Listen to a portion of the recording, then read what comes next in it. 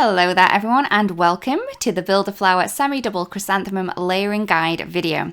So first off, I am going to start with that large bloom that we do have in the stamp set, and I'm going to be taking the outline first, and I'm just going to stamp that into position onto some white cardstock using some obsidian ink. And then I'm going to take the base of the colour layers, and I'm just going to add this, and it's just going to go directly within the outline that we've just stamped. So just making sure that all of those pieces are in there. And I'm just going to ink this layer up using the chamomile ink. So I'm just going to make sure the ink's nicely on there, and then I can stamp that right into place within the outline that we do have already stamped.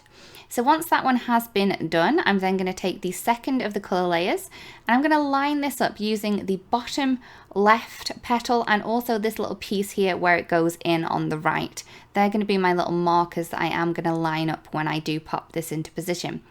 And for this layer, I'm going to be using the Snapdragon ink. I just love this beautiful orangey yellow colour that we have here. Again, I'm just going to add the ink onto the whole of the image and then line that up with the places that I just mentioned before. So that bottom petal that we have on the left and the little piece that goes in on the right on the side. So once I have that into place, I can then take the third layer, and for this one I'm lining up that bottom piece there first, and again the same petals as before on the left hand side, and then where it's going to be the darkest I'm going to make sure that that's nice and dark there. And for this one I'm going to be using the marigold ink. So again, as before, just ink your stamp up nice and juicily and then pop this into position, again using those 3 points that I pointed out before, so the bottom, the left and one on the right. It's always good to have a triangle when you do line these up. I'm then going to move on to the leaves. So I'm going to take this leaf here, and I'm just going to be using the outline first, and I'm just stamped that using the obsidian.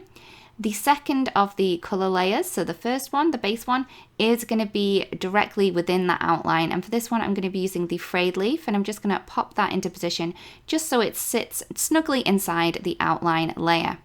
Now this layer here is just going to line up on this right hand side here, and for this one I'm going to be using the Forest Glades ink. So this is a slightly darker tone than the one that we did use on the base, and again just line that up on the right hand side and then stamp into position.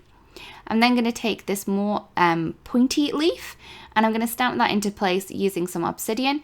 Again, the base layer for the colour on this one is going to fit directly within the outline that we've just stamped, and I'm going to use the same colour as I used for the other leaf.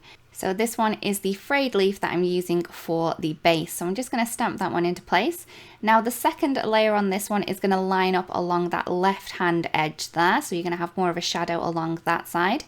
And again, as before, I'm going to be using the Forest Glades to add in my deeper shadows to the leaf there. Last but not least, we have this really thin leaf, and I'm going to be stamping the outline of that one using my obsidian ink, but whichever black that you do have will work perfectly. Again, the base layer is going to fit directly within that outline that we've just stamped there, and this one I'm going to be doing with the frayed leaf to match the other leaves that we've just stamped. This one is going to line up at a different couple of places, so just the tips of the little leaf here and there will be the best part to line this one up. And that is the layering complete. We really do hope that this video helps you, and thank you so much for watching. See you again soon. Bye bye.